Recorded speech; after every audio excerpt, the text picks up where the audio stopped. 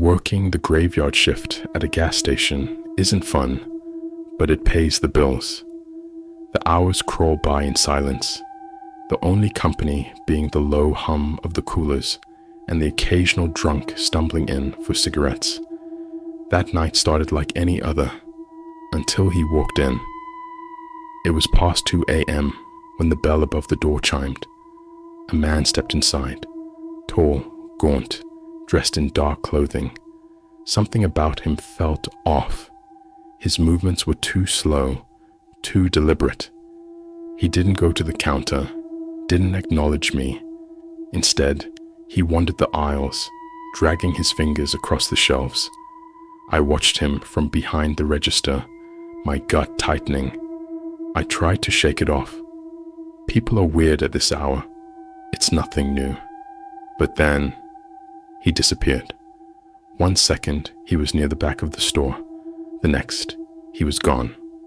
I stood up, craning my neck to see past the shelves. "Sir?"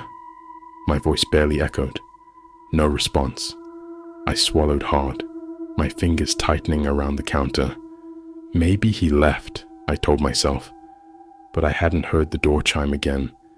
I checked the security cameras when suddenly the feed flickered. My stomach dropped. There he was, crouched behind a shelf, barely visible, watching me. A cold sweat broke over my skin.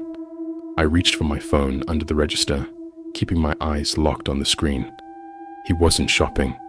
He was hiding, waiting.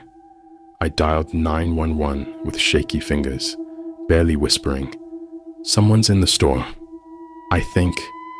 The crash made me jump. A metal rack toppled over in aisle 4. I looked up. He was standing there now, staring at me, his face twisted in something primal, his breathing heavy. And then he lunged. I barely had time to react before he was across the counter, grabbing for me. I shoved backward, knocking over a display. His hand clamped around my wrist, nails digging deep. Red and blue lights flashed outside. He turned his head, just for a second. And that's all it took.